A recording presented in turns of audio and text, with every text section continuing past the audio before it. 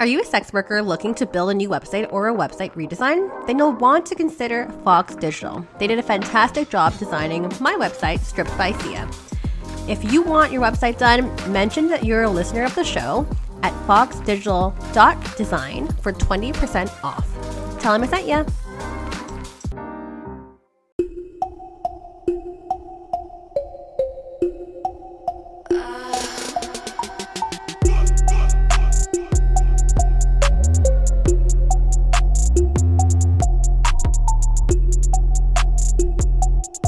Hey everyone, welcome back to another episode of Stripped by Sia, your podcast for strippers, sex workers, and all the fancy naked people in between.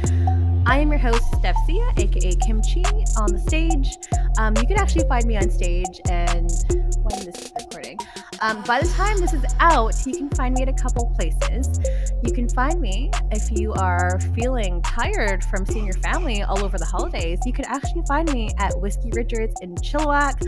I'll be there on December 20th, as well as December 23rd. Again, if you want a little escape, you want to see some bits and parts and a whole lot of skin, you can go ahead and find me there, Whiskey Richards Pub. I'll be dancing there on the 20th and the 23rd. Feel free to come chat with me. No dances allowed at that club, but I will be selling some really rare merchandise, which you can find exclusively in person. So find me there under the dancer name Kimchi.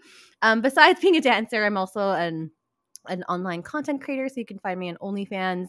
You could find me on various camming sites as well, under the name Sia on Camera. And for a long time, I was a sugar baby, and that was my accidental start into the industry because I didn't know that was sex work and I didn't know that was a thing. And alas, 10 years later, we are here, still learning, still doing the thing, but now also using this platform to educate folks on the adult industry, what it's about, and also just bringing different guests on the show every single week to speak about their precious corner in the industry, including today's episode, which we will be exclusively talking about BDSM, freelance modeling, specifically bondage modeling, risks, safety, all that fun stuff, because I realized we hadn't talked about that in probably a couple seasons at this point too. I want to say probably maybe end of season 5, we're talking about submissive BDSM specifically, but before that, it has been quite a while. So I will be bringing on today's guest, and if you've already read the show notes, you will know who it is. But if you're just listening for the first time, let's just keep that on pause for a second as I thank my wonderful Patreon subscribers. Thank you so much for financially supporting the show. Your donations and your subscriptions every month mean a lot to me because as an independent creator doing this show for free, there are costs that come with it, including my website hosting costs and my ability to attend adult industry related events. And that's exactly where your money's going. I'm super transparent about that stuff. So there's different tiers you can check on. You can subscribe for as little as $4 a month. And that gets you access, not that tier, but the second tier and third tier gets you access to video exclusive videos that we have of the episodes. We have full episodes debuted before the public, so you can kind of get the 411 and the down low earlier on in the week before everyone else gets it. Lots of sneak peeks about who I'm bringing on to the show for the rest of the season and other announcements, bonus episodes, and more you can find on there. So if you're interested, it's patreon.com/strippedbysia. Feel free to check it out. For everyone else listening, if you're looking for other like-minded adult industry related podcasts, you can check out my network, which is Skyhawk After Dark TV. They host a lot of other adult podcasts, adult videocasts, and the like. You can check them out at skyhawkafterdarktv.com. And last but not least, I did mention websites cost money, including my own, strippedbysia.com, which was made by a friend of mine, Anthony Joe of Fox Digital.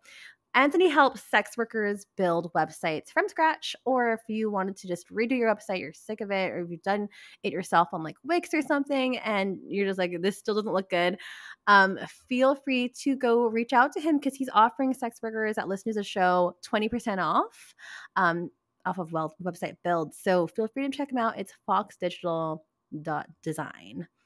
And last but not least, that is all. Actually, you know what? I've made that just over 4 minutes. So go me. I am proud of myself. Also, 8 o'clock in the morning, my time. I don't usually record this early. Usually, earliest I would go is 9. But here I am. No coffee, no water, no tea. But I will be having some of that soon because I'm super stoked to bring on today's guest who is calling in all the way from the UK, actually. So happy to accommodate this time difference here. But I am so excited. As I mentioned, we'll be talking all things BDSM today, specifically about freelance modeling, bondage, safety, and all that fun stuff with multi-award winning BDSM model for over 20 years of experience, Ariel Anderssen, who's also an adult actress as well. One of the UK's most famous BDSM models in the industry, and now author of, and if you're watching this on Patreon, Playing to Lose, her new book, actually her memoir, which just came out a few months ago, How Jehovah's Witness Became a Submissive BDSM Model, which you all should read. I am well into it, and it's hilarious and really gives you an insight on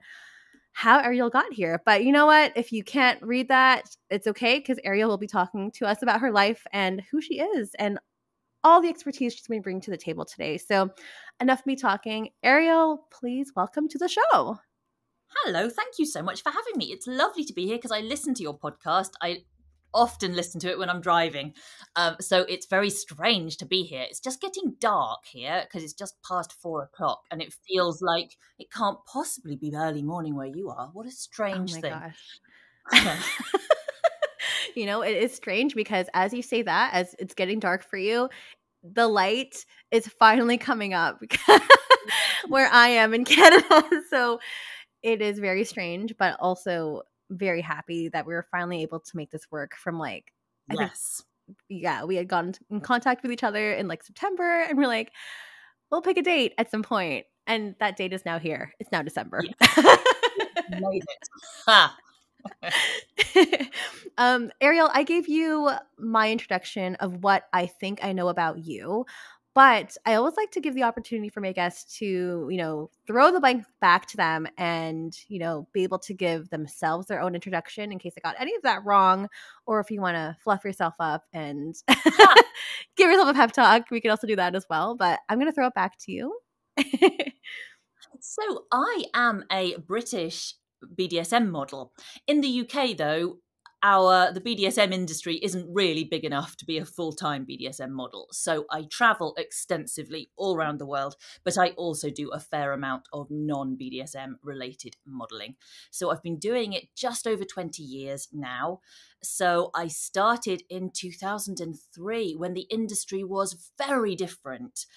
And the changes I've seen in that time have, broadly speaking, been very positive, I think, for sex workers and models. But it has certainly given me the opportunity to observe and experience some things that I guess have been both the best and the worst of the freelance modeling world. And because my personal interests are in BDSM, I'm a submissive. I have been very motivated to do BDSM work. And as I look back at my career, which I did a lot while I was writing my book, I realized that to someone who isn't a BDSM model, some of the risks that we take must sound absolutely unacceptable. And as I wrote, I kind of thought, yeah, some of them probably are unacceptable. And I'm very glad to see that a new generation of models coming up seem to be a lot more safety conscious than certainly I was. So trying to share some of that knowledge that I have picked up to try to keep new models and sex workers entering the industry a little bit safer is something I feel really strongly about. Mm-hmm. Yeah, I would definitely agree. As someone that used to do freelance modeling before, and obviously we need to work with photographers and do that for our promo, for OnlyFans, and whatever and whatnot. I say used to because I haven't worked with a lot of photographers, especially male photographers, in a long time because of stuff that has happened to me in the past that it has turned me off so much that I just would not even think to work with a male photographer again. So happy to talk about safety, the risks that are involved, even though if, some of this stuff might sound like, okay, this is common sense, but I think it's really a good time to have a refresher on this stuff too, because there is a lot of you listening at home where you are actually doing your research to get into the industry, doing research to work with specific people and photographers and collab with people too. But safety is so important. But we will definitely get into that specifically a little bit later on in our conversation. But maybe, Ariel, we can get started with a little bit about your background. I obviously know a little bit from reading from your book, but maybe we can also give some spark notes to folks who might not be familiar with your work and who want be interested in getting to know you as a person. So maybe we can start off there. Yeah. I started my life as a Jehovah's Witness. My parents were Jehovah's Witnesses. And so I had no expectation at all of ending up in sex work. Of course, I didn't even know sex work existed. And I didn't actually know that I was going to become an adult at all because I was being told that the end of the world was about to happen. So I really didn't put much thought into what my career was going to be because I didn't think I was going to have one. I spent my childhood doing a lot of ballet and gymnastics, which I loved. And then I went to drama school when the world hadn't ended and my parents had come out of the Jehovah's Witnesses. I realized, well, the thing I like most in the world really is pretending to be other people. So I guess being an actress would be a sensible thing to try. So I went off to drama school. I became a classical actress and I started touring, doing Shakespeare around the UK. But during drama school, I had discovered that the roles that I gravitated towards were quite sexual roles. Now, at this time, I hadn't actually had sex. I mean, good experience because I came from a very controlling religion. But I did find myself really enjoying the roles where I was playing kind of sexually predatory or sexual victims of different sorts. And I mean, I suppose it kind of lodged in the back of my mind that I wonder why I like these parts so much. And I especially liked doing stage fight at drama school, all of the kind of dramatic combat stuff that we did. I didn't know that BDSM existed, but what I'd found at drama school in all of our stage combat classes was a kind of approximation of BDSM. So there was lots of kind of face slapping and hair pulling and things. And I just thought, oh, this is the best subject ever because I had no idea this was a whole sexual niche. So I started working as a Shakespearean actress and I started to run out of money, as a lot of young actors do. And I couldn't afford to get my headshots taken. I needed to get them done about every 6 months and they cost me about, I guess, $400. And I was earning less than that in a week. And so I just thought, I wonder if there's anything I could provide to a professional photographer in exchange for him doing my headshots, which seems quite presumptuous of me now. But I guess when you don't have any money, it makes you kind of brave. So I wrote to a professional photographer who didn't live too far from me. And he, to his great credit, wrote back and said, yes, actually, I will shoot your headshots for you if you will do some artistic nude posing for me. And I had no idea what that meant, but I thought, sure, okay. I mean, I don't mind being naked. I've done nude work as an actress. And strangely, for us, we know that there's a lot of stigma around working nude as a model. But as an actress, there isn't. In fact, I think it's seen as you being kind of a very serious performer. If you're happy to get naked, shoot sex scenes, you're seen as kind of committed to the role. So I didn't see any problem at all with going and posing nude for a photographer.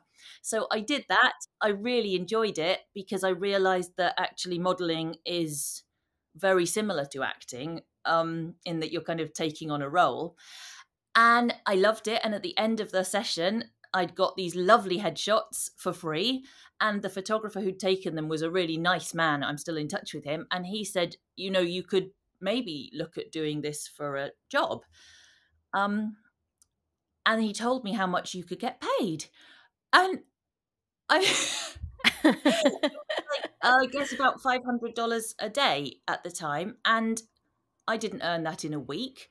So I thought, sure, why not? Even if I only get a couple of hours extra a month, that amount of money to me at the time was hugely meaningful. I really didn't have much. I didn't have much at all.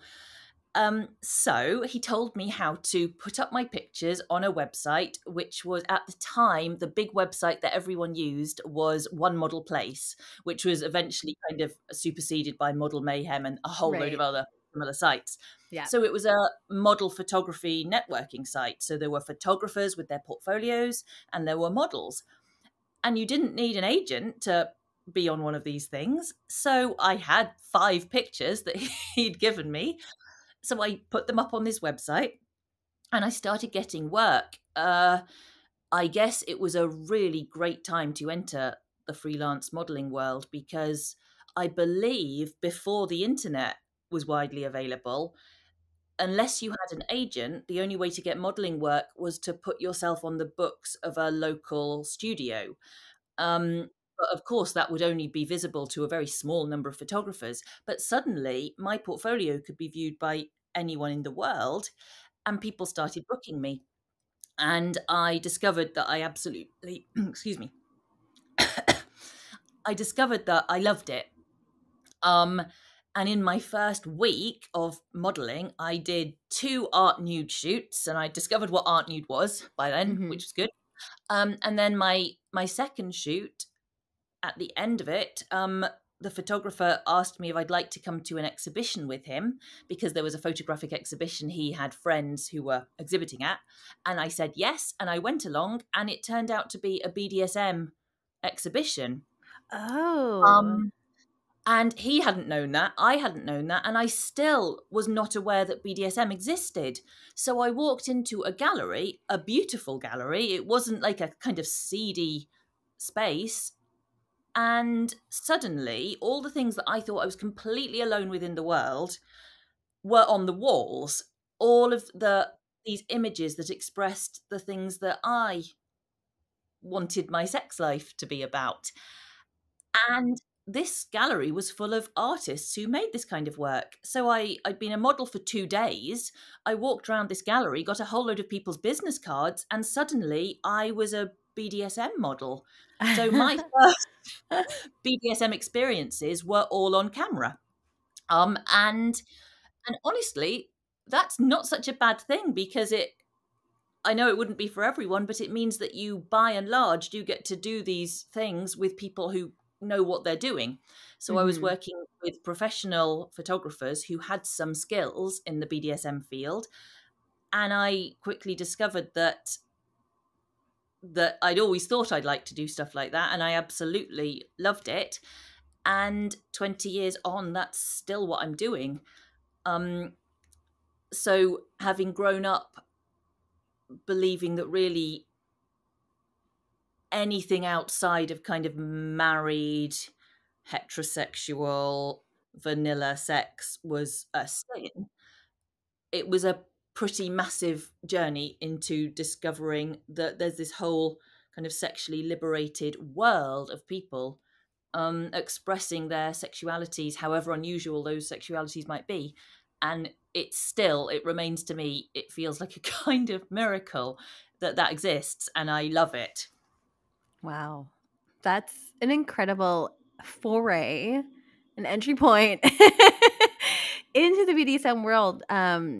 As like yourself, like I feel like a lot of people, and I don't know, I'm making assumptions too, because like maybe it's a little bit different in the UK or in London specifically than here in Canada. But for my own experiences, I find it to be hard to get into the community unless you know somebody. And it can be really tricky to, you have these interests and you're like, how do I get into this? Because they usually from my experience, it has been like very safe and a guarded, almost like protected kind of community too. And it sounds like yourself, like this was just like, I mean, you kind of fell into it, like literally fell into it. But like, did you ever get any of that protectiveness as you were kind of networking with these folks, or like, who are you as a model or whatever? And any pushback in any kind of way? Honestly, I don't know if I would have ever even dared to take any steps into the BDSM scene if it wasn't for this really, it felt like a very safe entry point, being oh, I'm just a professional model. I'm just going to these shoots. I didn't even have to tell anyone that I was into it to begin with. I could just go and do a bondage shoot, um, and gradually kind of explore it without really committing to telling anyone what I was actually doing there. Because, I was being paid, that was enough of a reason. And honestly, I find it amazing that anyone ever has the courage to just go, I think I'd like to go to a fetish club. I don't know anyone. I'll just go. I have friends who've done that. I don't think I would have ever had that ability. And I also find it remarkable that, I mean, I think it's mostly men who do this, but men who book dominatrixes, having never experienced this stuff, wanting to do it, and having the courage to just tell a stranger, oh, these are the things I'm into, and hoping that they will be met with supportive positivity. I don't think I'd have done that. So I know that for many people, the idea of exploring your sexuality on screen when you've not done it off screen would probably seem like a terrible idea. But for me, the fact that I didn't really have to take ownership of it until I was ready to, it feels like I took a very cowardly way into the business compared to phoning up a dominatrix and saying, please, will you spank me? So, yeah. It might be unusual, but for me, it felt like a very kind of safe, gradual way of entering the business. And I certainly, a lot of the activities that I've ended up very much enjoying, I didn't do them at the beginning of my career. So I did kind of gradually move into stuff that took a little bit more courage and a little bit more knowledge. Of course. And like with this entry into the BDSM world, I'm sure it really opened up your eyes to be like, oh my gosh, as you mentioned, like there are other people out there that are into this shit like Yeah. me. Like, how awesome was that feeling to be like, oh my God, this is actually a thing? So it really must have inspired or just like got you really excited to know that, okay, I can safely explore my sexuality with like-minded individuals. And again, like with the whole thing of like, oh my God, this is actually something that people are into, and these are my people. Yeah, it makes you, I mean, I think sex work generally, if you succeed in it, can make you feel so valuable. And that's certainly what I experienced, because I felt very guilty about my fantasies. And then suddenly I was doing a job where those fantasies were celebrated. I felt accepted. When I started getting brave enough to tell people my fantasies, they would often say, "Oh, that's a great shoot idea. Let's shoot that. Let's do some pictures of that." And then, of course, when you've been doing it for a little while, you start getting fan mail from people who connect with the stuff you're shooting, and they find it beautiful. And I have found that a really healing process, because having had a lot of guilt and being very aware that I was moving into a career that was highly stigmatized by exactly the sort of people that I'd grown up with, just to find that level of kind of acceptance and celebration and of being valued. I think people, I listen to a lot of people who are critical of sex work because I find it horrific, but also quite interesting. And I think one of the things they so rarely seem to recognize is how positive for your self-esteem it really can be. Obviously, Mm-hmm. not in every case, not always, but for me and a lot of people I've met, I mean, it's just been quite transformative, just being able to do a job where you feel that appreciated for who you actually are and what you are. And I really love it from that point of view. Love it. I love to hear this too, because yeah, we don't often hear about that kind of perspective. I mean, you will hear about that on this show in Oh yeah. particular. You'll hear that for sure. But yes, like in mainstream media and society and like evangelical groups and stuff, you will hear the opposite only of how these people are being exploited, how people don't have a choice, why would anyone ever choose this type of work, et cetera, et cetera. But that's not the type of narrative, obviously, that we are pushing on this show at all. We like to really demonstrate like how this is a really viable career choice. But I mean, Yeah. going back to your story, and maybe we'll kind of like foray into more of the meat and bones of the episode today, but Mm. talking about freelance modeling in general. So yeah, you kind of fell into that because obviously it's a great way to make money and also Yes. super fun, creative. But yeah, I mean, besides the obvious like great things that we've discussed, talking about potential risks about freelance modeling, because it Yeah. could be a simple thing of like, okay, I really want to get some photos done, or I have this concept in Mm. mind. Let's try out some photographers and see if they want to collaborate, TFP and whatnot. But let's maybe talk about that, because there are certain risks that are involved as well that we should probably talk Yeah, about. and I hadn't actually known that you had done freelance modeling, so I'll be really interested to know if you agree with me, because it seems to me the first issue is that in freelance modeling, as opposed to agency modeling, which I've done a little of as well, you're alone with your employer. Mm-hmm. And now, obviously, modeling isn't unique for that. If you're a plumber, you're alone with your employer. And if you're a personal trainer, you might be alone with your employer. There are parallels, but you're alone with your employer, and he has chosen you because he finds you attractive on some level. And I didn't see that as problematic when I started, because, of course, if you're working with the right person, that does not become an issue at all. But when you're working with the wrong person who makes that very apparent, the fact that they are physically attracted to you in some way, it can make for quite an uncomfortable situation. And Yes. whereas at a professional shoot where there are lots of people around, there really isn't much intimacy between you and the photographer. In freelance modeling, there can be, they can be physically quite close to you. You can be alone with them. And also, they're the person who's paying you. Whereas with Mm-hmm. a big commercial job, the photographer's not paying you. The photographer's being paid just like you are, which puts you on a kind of even footing. Yes. Yeah. Yeah. So now I realize that freelance modeling probably has a lot more in common with escorting from that point of view, which isn't something I was educated about at all when I started. And it's one of the things I think is so great that as we've all started to use the terminology that we're sex workers, it really helps you to, because you can see the parallels with other people's jobs Oh and yeah. realize that you're sharing some of the same risks. So then the next thing I think that makes freelance modeling a little dangerous is that you're not necessarily in a professional studio. Oh And these yes. days, if I'm working with a photographer I've not worked with before, I always try to make him book a professional studio, just because then there is a studio owner there. Mm-hmm. Um, That's smart. but a lot of the time, you'll be working in the employer's home or your home or a hotel room. Yep. And that just means that there isn't a witness if something goes wrong or if the dynamic starts to feel uncomfortable.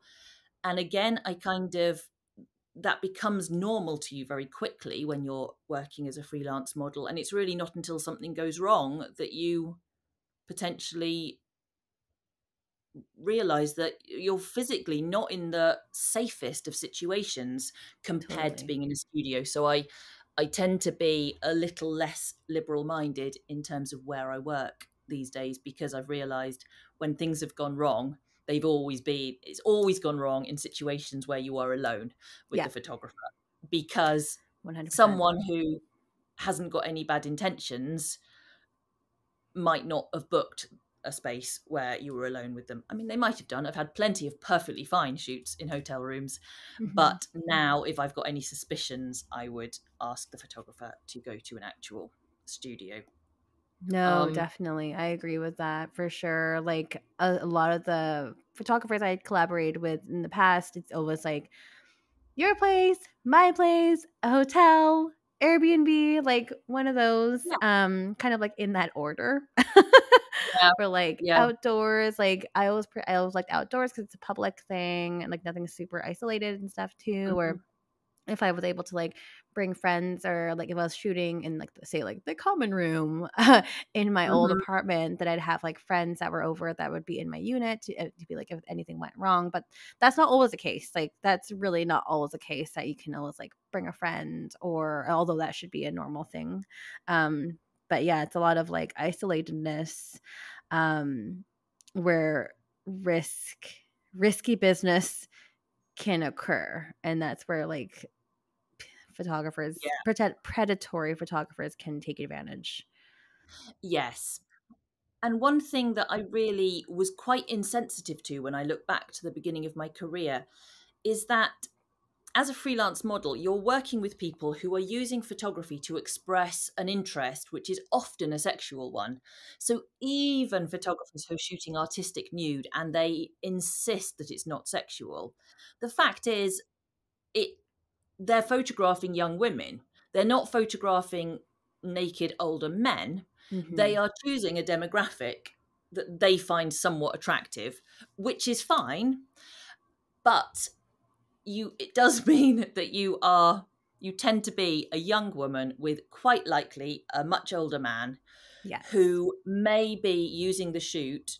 And this is, I mean, it's not necessarily illegitimate to do this, but they are using the shoot to express something that they're perhaps not getting to express in their normal lives, including in their sex life. And I think Mm-hmm. that can create some uncomfortable, awkward slash dangerous situations. Oh my gosh. I really love that you made this point, because it's so true. For so many photographers, I could definitely speak to one of them.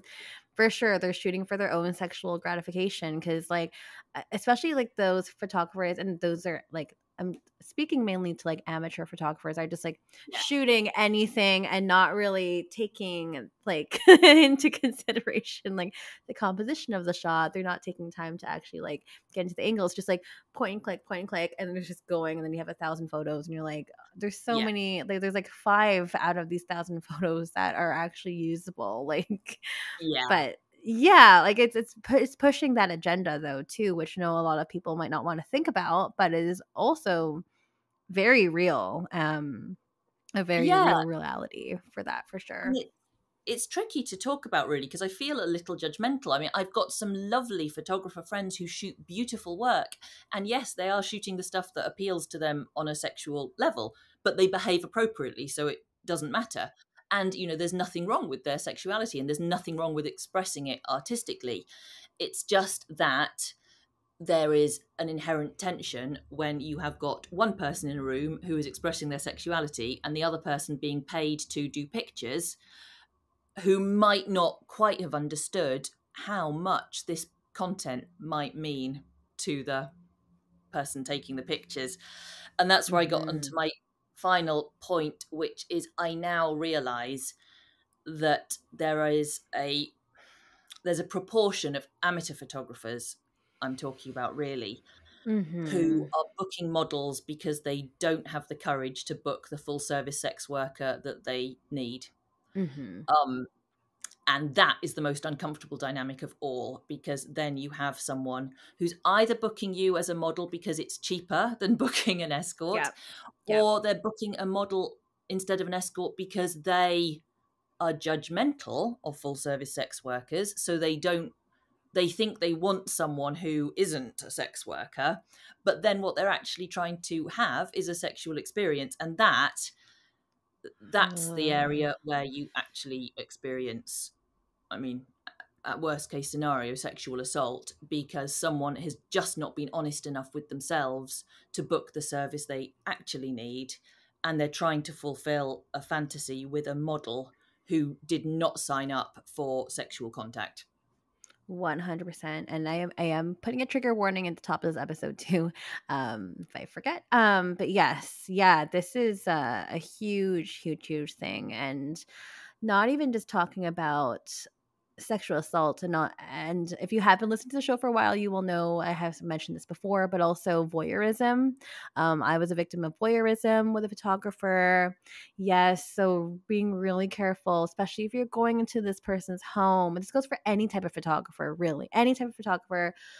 Be sure to check like the bathrooms, and any kind of like change rooms where like this person might direct you to go to, because I won't say oftentimes. This is like hopefully an offshoot, and this hopefully doesn't happen very often. But yes, cameras can be placed in there. And even though you're shooting nude and you're doing all this like maybe beautiful artwork, hopefully tastefully done, consenting to like I was never like consenting to any video or photography of like myself in states of undress. Like that's not something that I would ever consent to. So just an FYI, I hate to be a downer, but like I just always love No, to talk that's a about this good whenever I can.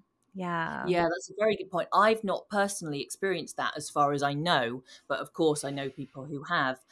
And what I have experienced is photographers, and I guess it comes under voyeurism again, is they book a model who works to only fully clothed or only to topless, and then they try to persuade her during the shoot or Oh trick my her gosh. into Yes. shooting something that she doesn't shoot. Now, obviously, Yes. they could have just booked a model who does those things, because it's not like there aren't beautiful models who work at all levels. Hmm. And so there must be, for people like that, there must be some kind of thrill of getting something from someone who hadn't consented to it. Oh my gosh. And Yes. it's such a 100%. shame that exists.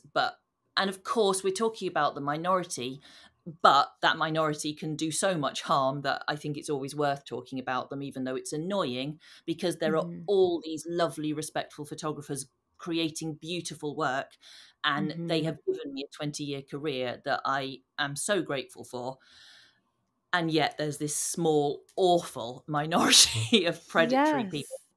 So many. And like akin to your last point where you were saying too, like where they'll really try to push your boundaries, and like, hey, we agreed to this, but like actually, are you interested in shooting some implied nude?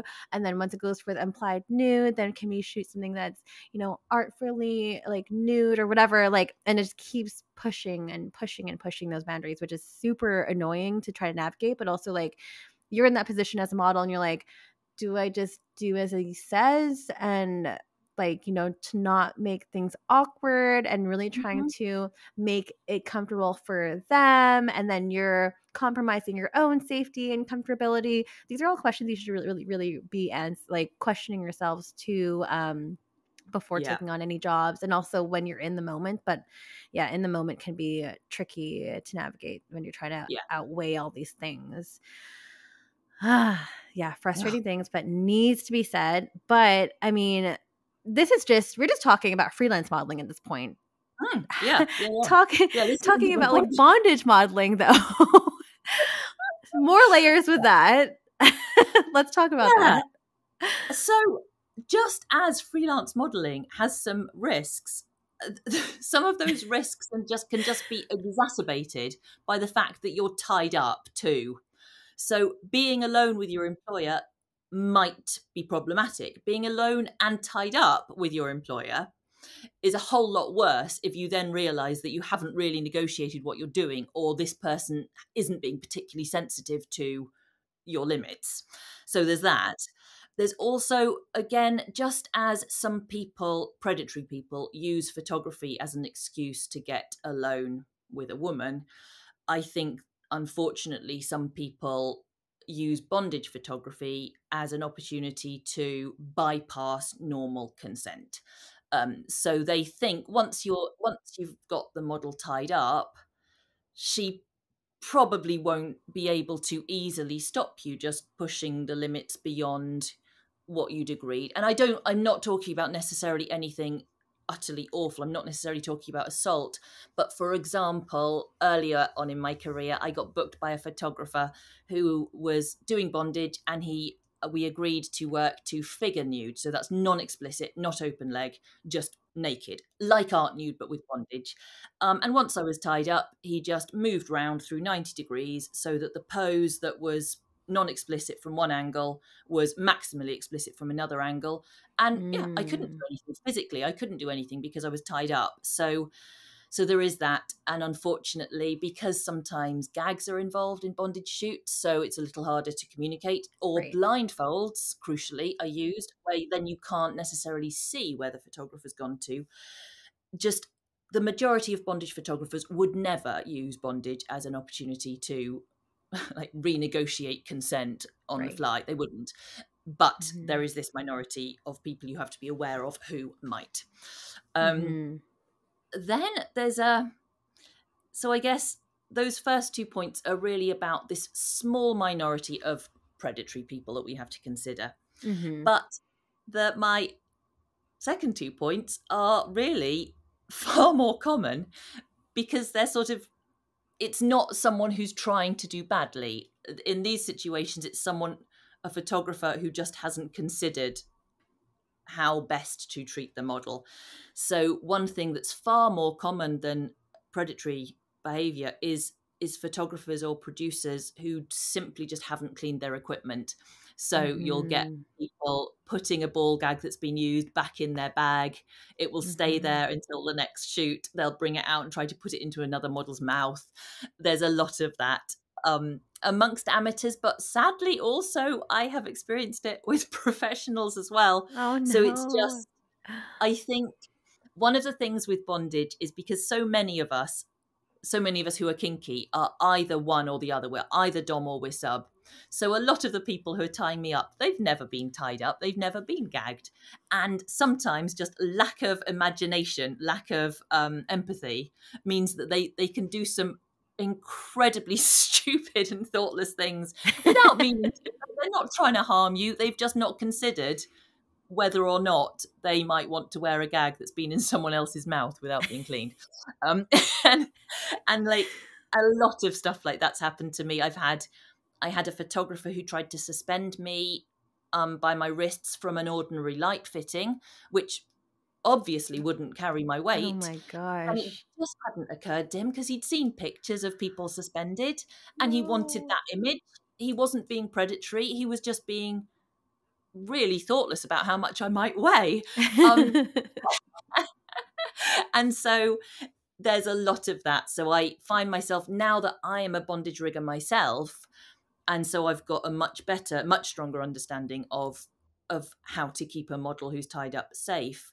I see that by far the most serious issue in the whole bondage modeling world is just people who haven't thought through how to technically execute the picture that they're trying to create. And I don't blame them, in that their intentions are good. They're just trying to make beautiful bondage art, but their understanding of the fact that they're making that art with a human being who is fragile and who needs to stay unharmed because they're making a living depends on them being physically undamaged. Yes. That's the thing that latterly in my career I've become much more concerned about, because there aren't many predators. Those who are there are obviously a very serious problem for the people who encounter them, but there aren't, statistically you won't meet many,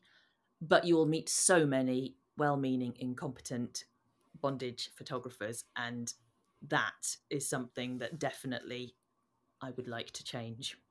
Yeah, no. I mean, I'm really glad that you mentioned that, because, we do talk a lot about risks and safety when it comes to BDSM in general.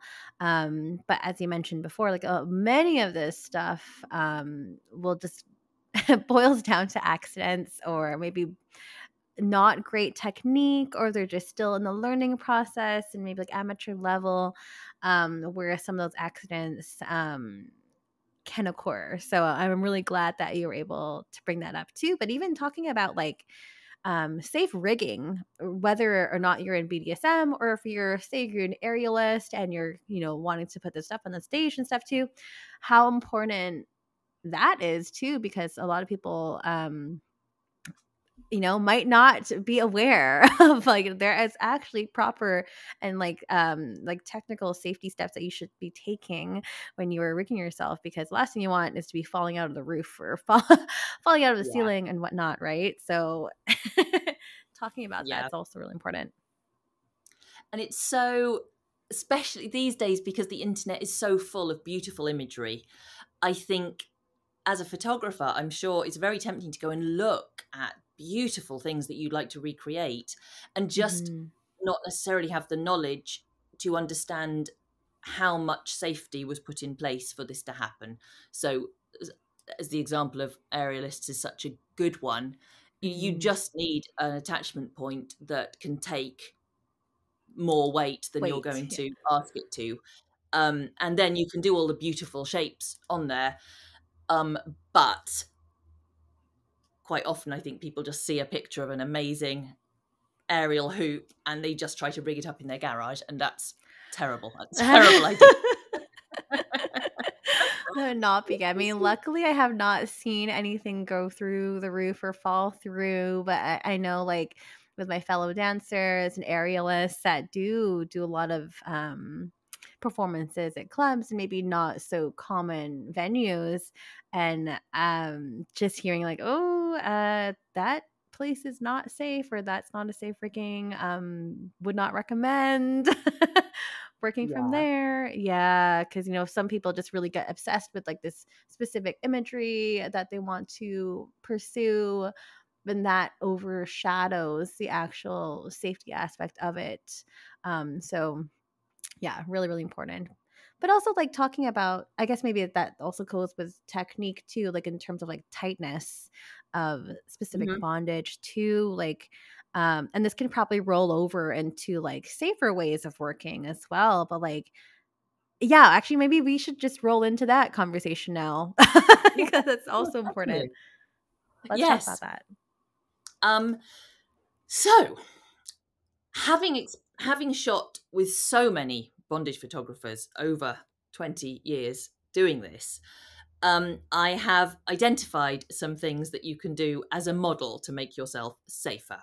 So, for a start, people always laugh at me because it does look like overkill, but I've got handcuff keys on my own keyring because photographers quite often, not quite often, photographers have been known to not have any handcuff keys and they don't realize till the cuffs are locked onto you.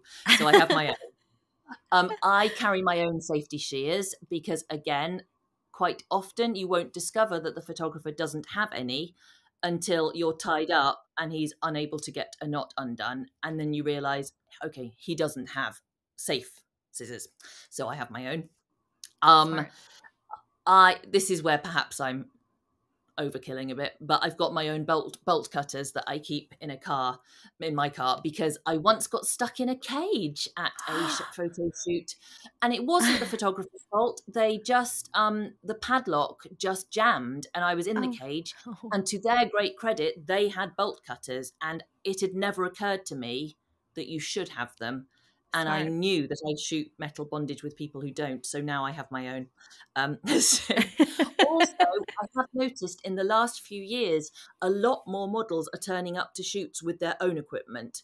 So they will have Mhm. their own, especially ball gags, or Yes. gags of all sorts, really, because then you can guarantee that they're clean. And Mhm. that is, and also that you can guarantee that they fit your mouth safely, Right. because quite a few professional bondage models do end up with jaw problems from having things that are just too big stuffed in their mouths for maybe Mm. 20 minutes at a time.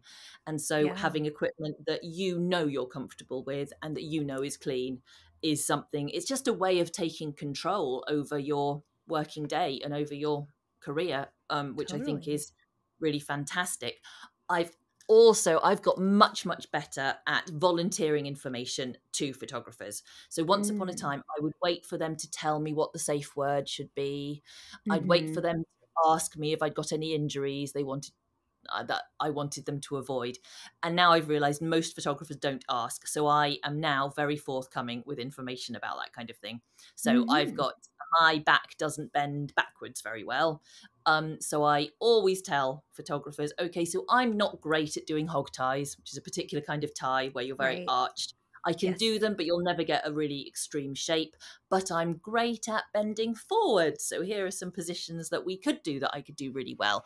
But that's Mm. come with confidence and age, because Experience. it's really difficult to do that when you're new and you want to just please the photographer. I remember it very well, it being very difficult to feel like a diva and say, oh well, that actually hurts my neck and I don't want to do it. It is a difficult thing to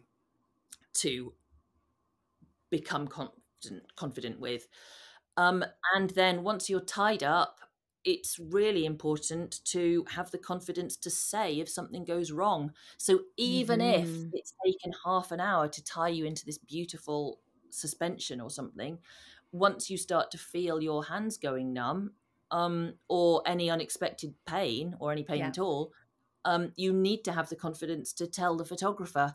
And again, I'm afraid I was guilty of not doing that at all early in my career, because I mean I didn't want them to think I wasn't a good model. So these are the things that I sometimes see quite new models who have already developed the ability to do this, and I just think this is fantastic.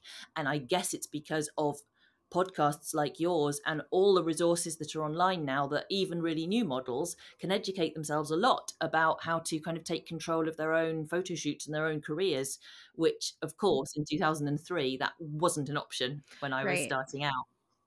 Yeah.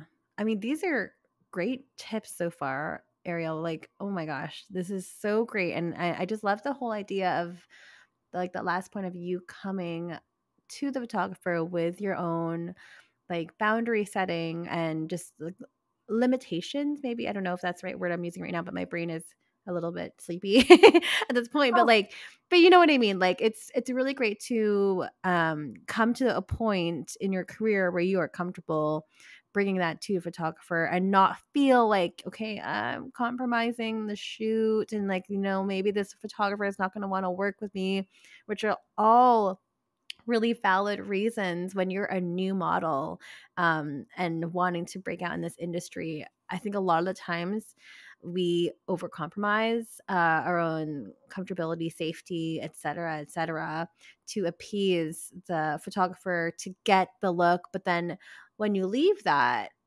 shoot and then you're like bruised for like a week after, if you have yeah. other things lined up, it's just not comfortable. It's just not worth it.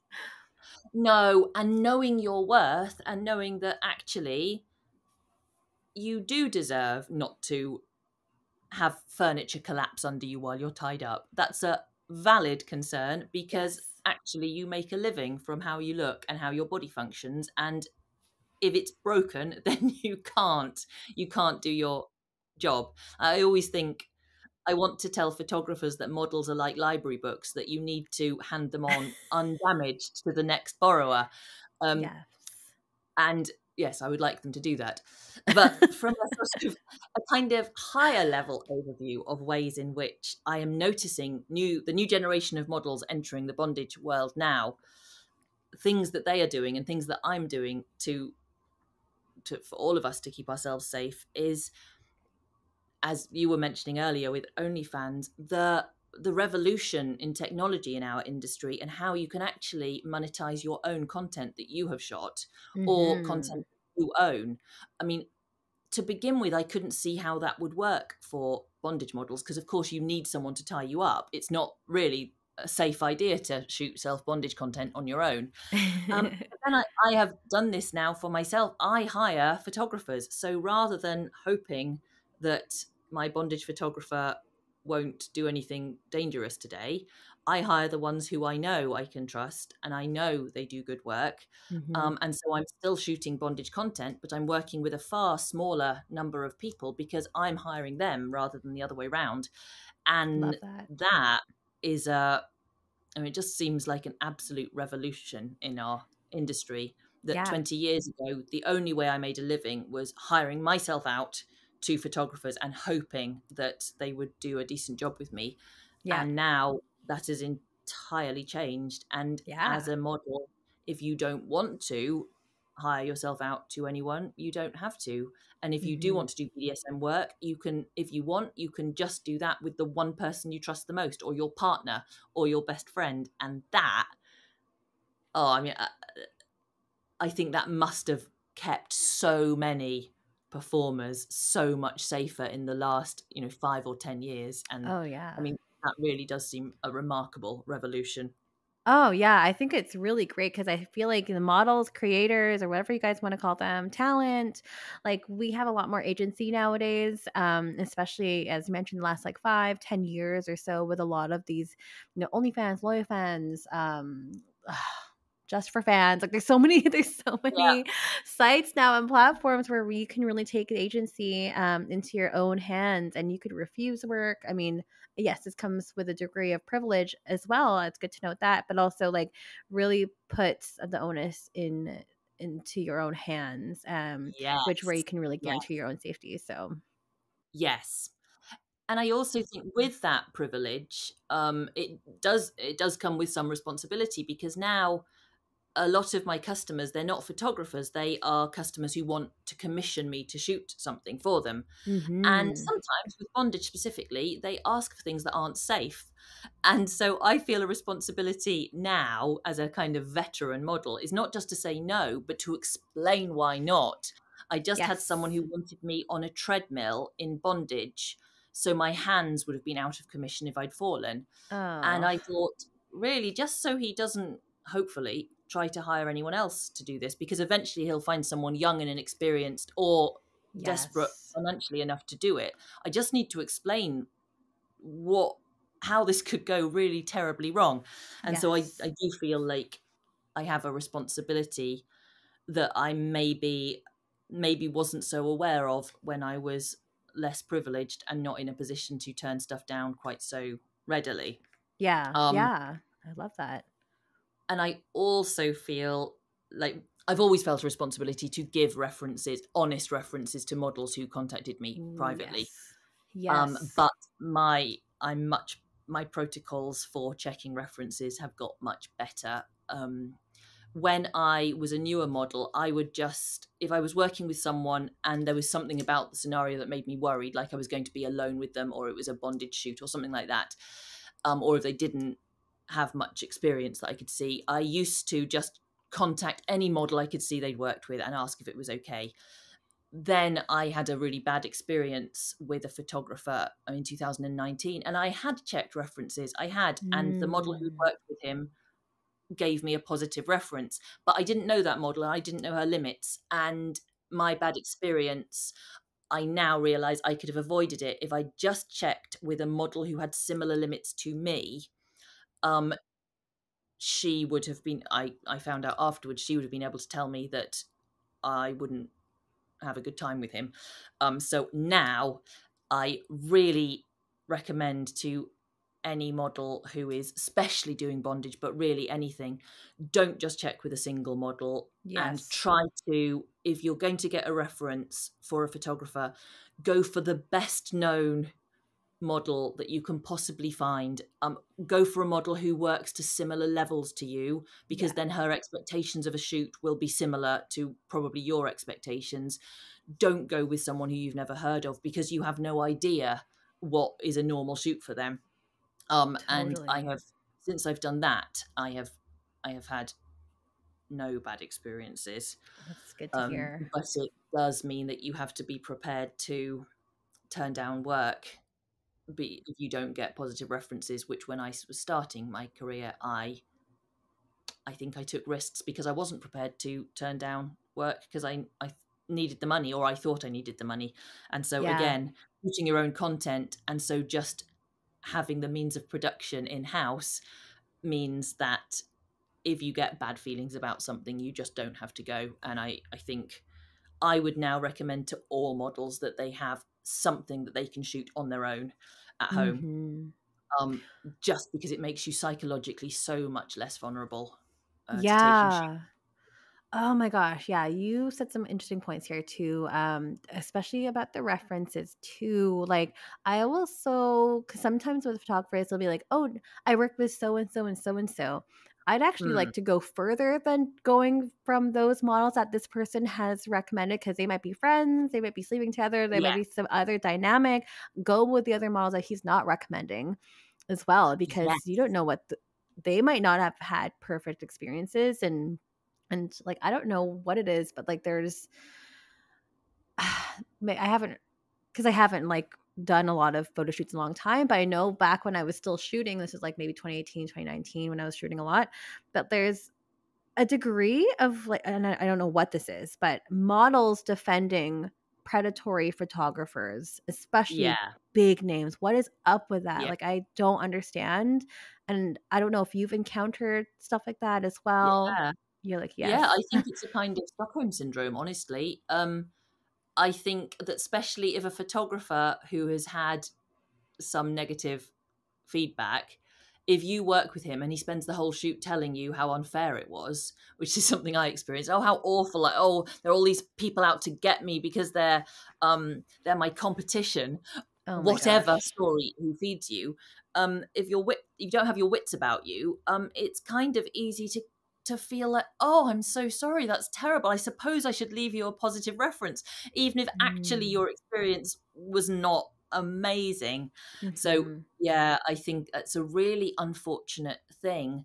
But certainly if a photographer has some sort of hold over a model, whether it's financial or whether she just wants to be able to keep working with him because his work is really good, then I think, yeah, models can feel under pressure to be positive about these people who really don't deserve it. So now, yes, if a photographer tells me, oh, you can check with model A or model B, I will specifically not check with those two. I'll go and find model C, who he hasn't mentioned, but I can see he's worked with her, because that's where you're more likely to find the truth. And it's a shame that we have to, but I now realize that's really a non-negotiable part of this job, because you are likely to be alone with your photographer. So you just need to make sure you're safe. Because the effects on you, if you have a bad experience, they can be so long lasting, and they can really take away a lot of the pleasure that you take from your career. And certainly when I've had bad experiences, it's made me for a while much less comfortable putting out work where I'm performing as a submissive woman, because I sort of feel like, oh, if I've just been the victim of a predatory man, do I really want to put out a video of me looking like I've been tied up by a predatory man? Like, it's not very comfortable. So I feel like if I want to shoot work where I appear as a submissive, it's particularly important that I'm not submissive in my business dealings, because I think I feel like I kind of need to compensate for that, make sure that submissive women, female submissive performers, are not being treated like they have no rights in reality. Yeah, no, that's a really great point to make, Ariel. And I mean, everything that you said today have been excellent points. And I'm really glad that we were able to talk about all of this stuff, because it's so important. Not just working with photographers, videographers, but like a lot of this information can also be cross-reference when you're working with collaborations with other creators and stuff as well. So I still think this conversation is so important, so vital, and so necessary. So thank you so much for just sharing your expertise and your wealth of knowledge over the past like 20 years, which is to me amazing. It's lovely to talk about it, because it's something I care about a lot, of course, and I do see new models entering the industry all the time, and I just want them to have the best experience possible. Because having had to talk about some negative stuff, I do want to say, I mean, nevertheless, it can be the most wonderful, like, just gift of a career, and it doesn't have to be a short-term thing. You know, clearly I've been in it for 20 years. I know people who've been in it longer than me. It can be a really wonderful thing. You just need to make sure that you are doing the things that will make it most likely you'll have good experiences, and least likely you'll have bad ones. Exactly. There are a few questions that did come in from Twitter, from X, it's called nowadays. But I feel like it might be time to dive into that portion of the top of the episode, if that's okay with you. Oh, I like that.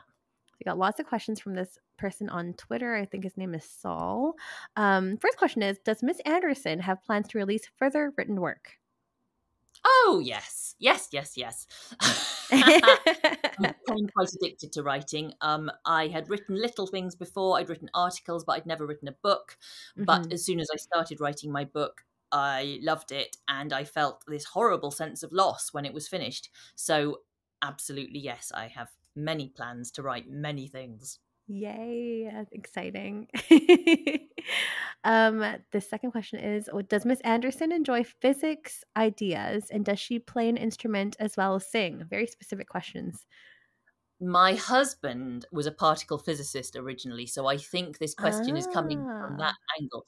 I very much hate physics. I try to stop my husband talking about it. Unfortunately, I seem to attract physicists, so I have many friends who are physicists, and they all try to talk to me about it. I don't understand why. I hate it. And also, I don't play any musical instruments. I am going to just blame the fact that I thought the world was ending. So as a child, I couldn't be bothered to apply myself to learning an instrument. It didn't seem worth it. And as an adult, I've been too busy, but it is on my long list of things I will do when I retire, because I would love to. I love music. I'd love to be able to make music, and I really, really can't. Those are really interesting because, like, even I think in your book, didn't you mention that your father was a nuclear physicist as well? Yeah. Oh my There God, are you're physicists surrounded. everywhere. They just swarm everywhere in my life. It's awful. You're surrounded. You have no choice. Yeah. This other question is she pleased to be reconstructed after such a very tricky start in life? Oh, yes. Like, one thing that's really amazing is growing up in especially an apocalyptic cult where you're being told the world's going to end. And if you believe it, as I 100% did, sort of everything that happens afterwards just feels like a gift. I mean, this sounds like a terrible kind of cliche that, oh, I'm so grateful for being alive. But I really am so grateful for being alive because I didn't expect it. I didn't expect to have a career. I didn't expect to earn enough money to buy my own house because none of these things were options when I believed that Armageddon was around the corner. So, yeah, I am very pleased to have escaped a religious cult, escaped religion altogether. I'm an atheist now. I really enjoy that. And I enjoy the freedom of being able to decide for myself what I think is right. And I know in some ways that's probably what's made it possible for me to do a job which is somewhat stigmatized and somewhat socially unacceptable, because I don't care, because having had all my decisions made for me when I was younger, through a religion, the freedom to make up my own rules for life has meant that I've decided for myself whether I think being a BDSM model adds value to the world, and I think it does. Love it. And that is a really nice feeling. I love that. And again, if you are interested in learning more about Ariel's, I guess, experience, especially in your early childhood, about being in Jehovah's Witness, honestly, that part was so interesting to me and was so different because I grew up like Roman Catholic. Also had a family member, also part of Jehovah's Witness as well. So, yeah, getting a really interesting firsthand account from your book was really insightful to be like, oh my gosh, there is so much time. So much time. So much. Oh my gosh.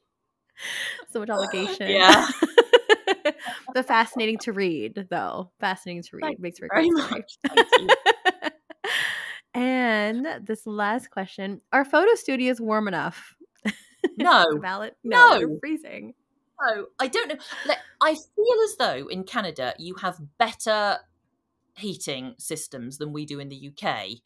But the fact is, I think that photo studios, they're always big spaces, aren't they? And and if you're naked or partially clothed, you're going to be the coldest person in the room. And yeah, no, they're not. In the UK, they are hideous. They're often not insulated because we don't have much extreme weather. So I think a lot of studios owners just think, oh, well, we can probably get away with not insulating. I literally once, snow was forming and falling on me in the studio. Oh my gosh. So no is my short answer to that. No, they are not. They are almost never warm enough. That's hilarious. I mean, an episode I did, I think back in season 4, I did it with a friend of mine who's a life art model, or like a nude model. Also shares the same sentiment as you. It's like freezing. Be prepared to freeze your ass off. It is so freaking cold, and you're holding these poses for like 20 minutes, and you're just like, "Can someone bring me a blanket and a hot cocoa?" It's even worse. I mean, for life models, it's even worse because you're not even moving. I mean, yeah, just intolerable. The good thing we're paid well. Ariel, before I let you go, first of all, quickly, I would love for you to shout out your book, Playing to Lose, your YouTube channel, any kind of places we can find you, do all the things so people can like just get to know you more, because you were a joy to have on. So much. Well, my book is available all over the place. Most people are buying it from Amazon because it's available in the UK, the US, and everywhere else. It is also available if you're listening from the UK, it's available in bookshops as well, but only in big ones. So honestly, I would say order it online. That's the easiest thing to do. It is called Playing to Lose. The publisher is Unbound. I am Ariel Anderssen, spelt with SSEN at the end of my name, which sometimes confounds people a little. My Twitter /X, which obviously I'm going to be shadow banned, aren't I? It's going to be hard to find me. So you need to spell my name correctly, and then it will come up.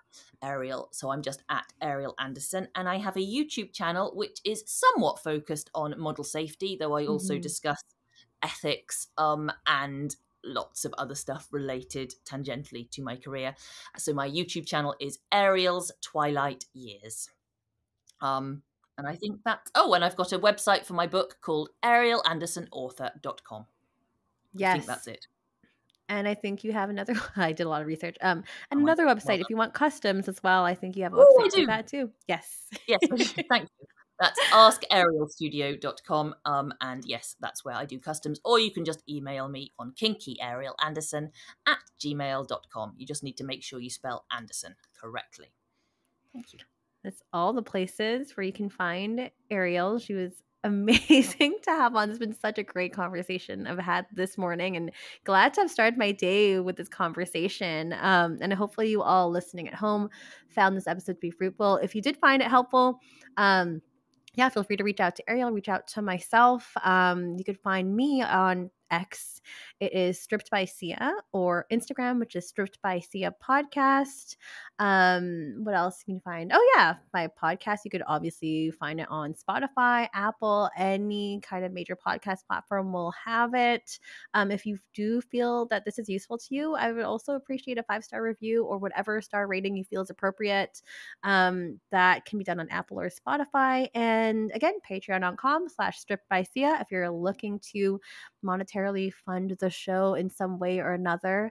And if you want to be on the show, you could contact me on my website, which is strippedbysia.com. There's a booking form, a contact form, or contact me page. You can fill out the form there. I would just ask that, write in a bit about yourself, write in about like maybe a topic or topics that you'd be interested in, your talk points. That is the way to get my attention. Otherwise, it's just all about, what do you want to talk about? What are you passionate about? Feel free to pitch yourself. I really appreciate that, and it saves from the back and forth. But yeah, I'm always looking for new people to bring onto the show, a lot of them which is invite only. But if you have something compelling that you want to talk about, I'm happy to share the space with you. And create some awesome new episodes for the upcoming new year. So yeah, if you are interested in that, there's many places you can find myself. You can find Ariel online, mentioned all the links that are in the show notes. And with that being said, it's going to be new episodes every single Sunday, dropping at midnight Pacific Standard Time. And yeah, you'll have to tune in for another episode next week. Thank you so much, Ariel, for joining us today. This is great. Thank you so much for having me. Wonderful episode. Thank you again.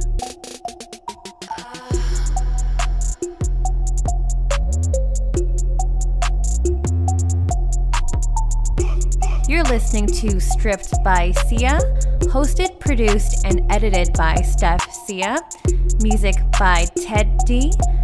Graphic design by Maria Bellanderama, and photography by Ian Dabrin.